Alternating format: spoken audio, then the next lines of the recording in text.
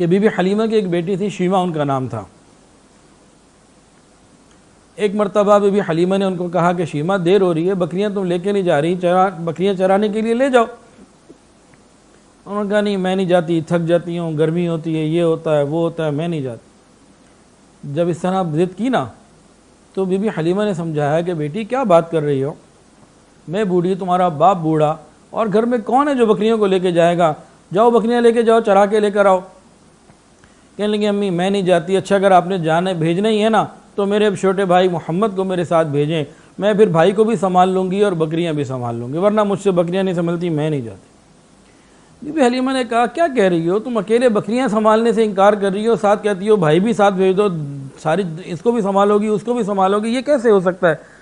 کہ نہیں بس آپ مجھے میرے بھائی محمد کو بھیجیں گی تو پھر تو ٹھیک ہے، ورنہ تو میں نہیں جاتی۔ پھر ہم بی بی حلیمہ نے پوچھا بھئی اصل واقعہ کیا ہے، مجھے پوری بات سمجھاؤ، کہنا کیا چاہتی ہو؟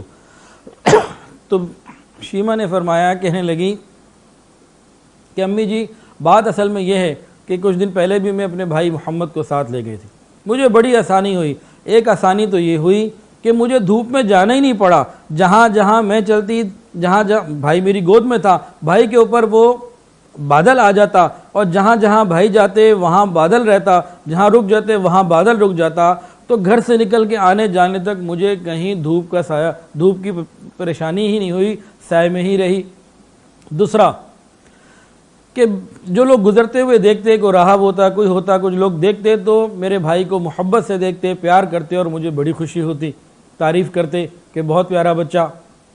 اور تیسری بات یہ ہے کہ جب میں اپنے بھائی کو ساتھ لے کے گئی تھی تو میں نے یہ دیکھا کہ بکریوں نے بھی مجھے تنگ نہیں کیا، فوری طور پر چر کر میرے پاس آ گئیں، میں بھی ایک جگہ بیٹھے ہوئے اپنے بھائی محمد کو محبت سے دیکھتی رہی، اور ہماری بکریاں بھی میرے بھائی کو دیکھتی رہی۔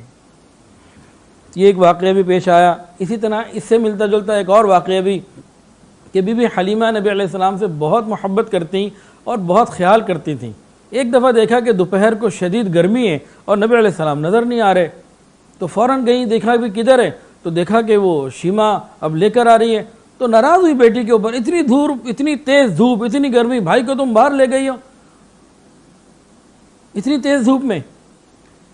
تو شیمہ نے کہا امی آپ پریشان نہ ہوں، جہاں جہاں میرا بھائی جاتا ہے وہاں وہاں بادل کا سایہ ہوتا ہے، گرمی دوسروں کے لیے ہے، دھوپ دوسروں کے لیے ہے، یہاں تو سایہ ہی سایہ تھا، ابھی جتنی دیر بھی میں آئی گئی دھوپ تو مجھے ملی ہی کوئی نہیں، سایہ ہی رہا۔